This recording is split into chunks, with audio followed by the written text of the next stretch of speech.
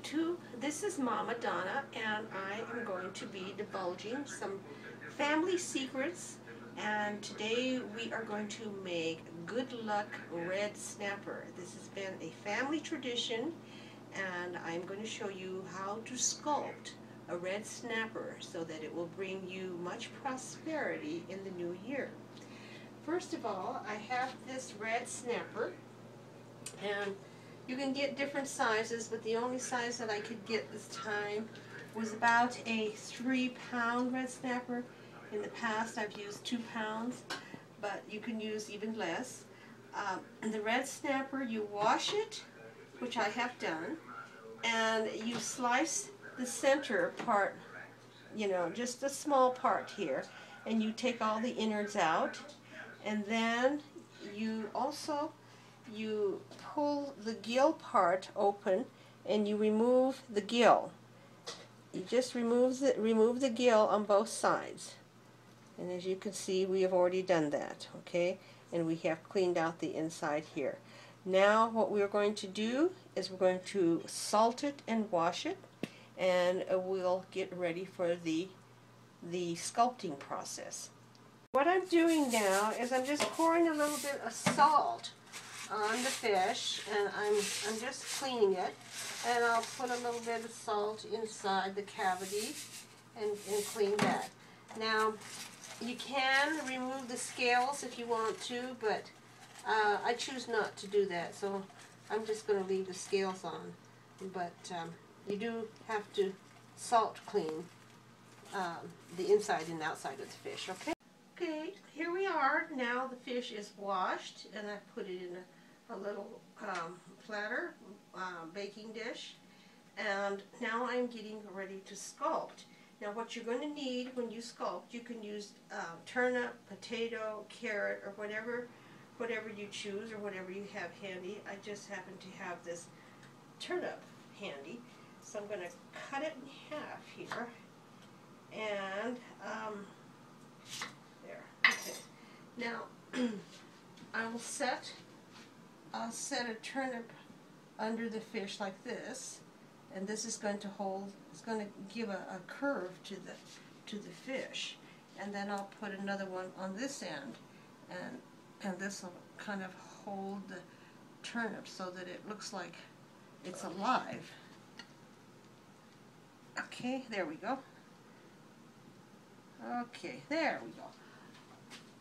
Okay, now I have turned the oven on to about 175, very low heat, and as soon as we get the fish sculpted, then we're going to more or less dry it or bake it in the oven under low temperature, and that will set the form of the fish, and it'll be a sculpted fish. Now, when you sculpt your fish, I get these little chopsticks, different kind of little chopsticks from the Chinese restaurants, and you just, I like the really flat ones, but I don't have that right now.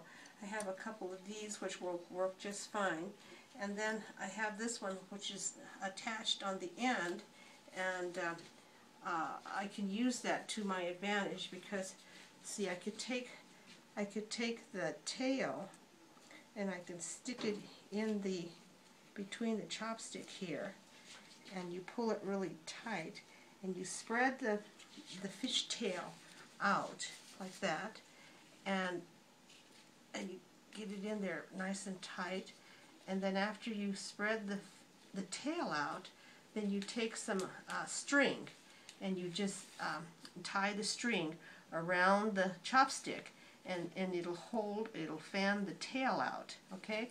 So that's how you do the tail. And with this fin here, I've cut the chopsticks. You can cut it to various sizes.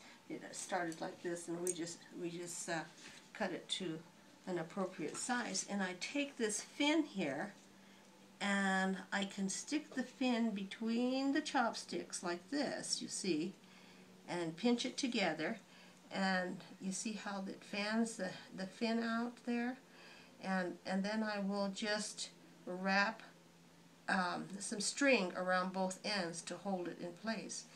And so that's how I fan out that fin.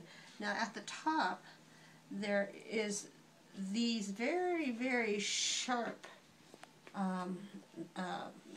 well, you know, at the top, I guess they're fins, but what I do with this is I get string, and I tie the string around one of the very the sharp ends here, and I wrap it around the fish, and that will hold this fin up in the air like this.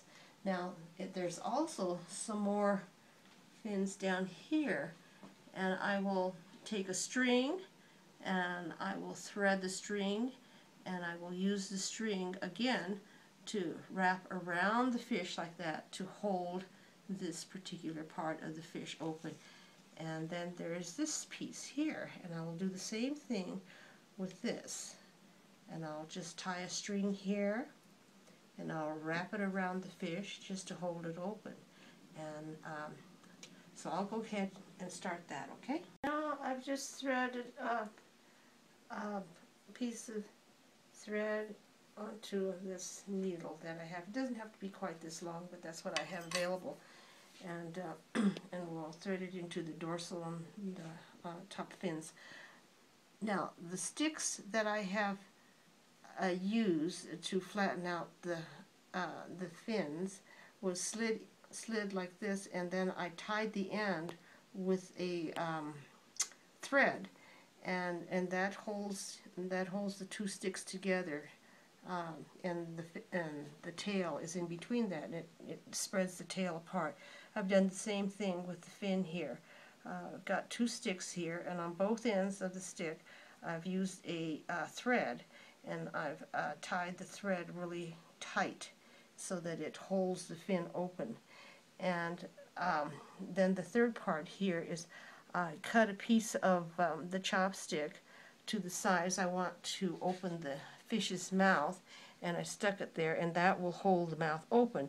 Now there's two theories. If you open the mouth, then what that signifies is symbolic of the money coming into the house. And if you have a lot of money and you want to keep the money, then you can choose not to keep the mouth open, but you could keep the mouth of the fish closed, and that's supposed to be to keep the money.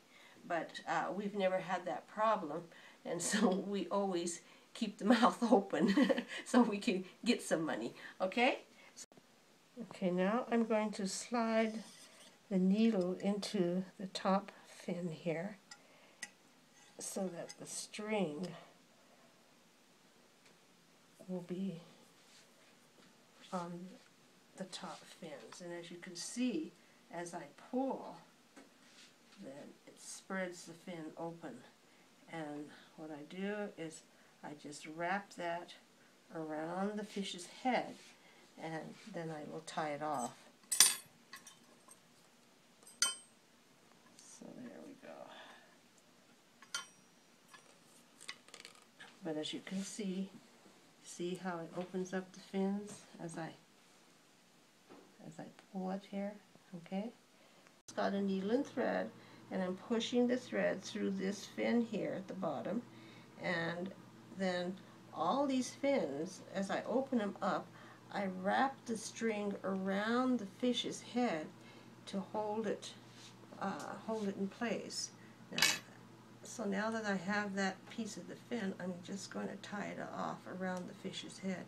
And thread through the fin here, and then as I draw the string over the fish's head, then you can see how it is spreading the fin out at the bottom. Can you get a picture of that right here? See how it's spreading that? And then I'm just going to tie it off around the fish's head. Very, very interesting, because what I'm going to do is I'm going to take this and I'm going to wrap this around the chopstick like this, and then I'm going to wrap it around the fish's head, and then I'm going to wrap this around this way, and that looks like the fish is like holding out its fin. Can you see how that happened? It's all of this is held together by wrapping around the fish's head. Like that. Okay, there we go. And then I'll do the same thing now with the tail. As soon as I get this wrapped around here. Wrap the string around the chopstick where the tail is hooked on. Wrap it around the fish's head, and then I'm going to wrap it back around the other end of the chopstick. And that's what's going to hold the tail up in the air. See? It's going to go like this. There. Okay. We're just about completed with this fish here. Okay, it's just perfectly sculpted right now.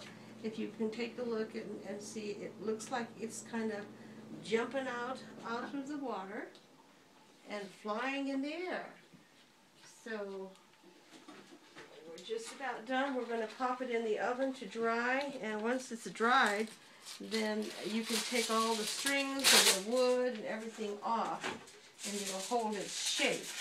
Now, what I usually do is I usually stick a little foil around the fish's tail, and that's so that the tail doesn't get overly burned. So I just put a little bit of foil there, and then I'll put a little bit of foil over on this fin here, so it doesn't get overly cooked. Okay, and then. How long do you put it in the oven to dry? Well, you know, it's got to be a couple hours, but I check it. I keep checking it, and as long as it's soft, you want to cook it. I mean, you want to bake it some more, because if it's soft, it'll fall back in its original position.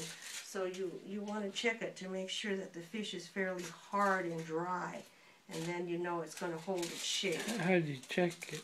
Well, you just take it out and you feel it. Okay.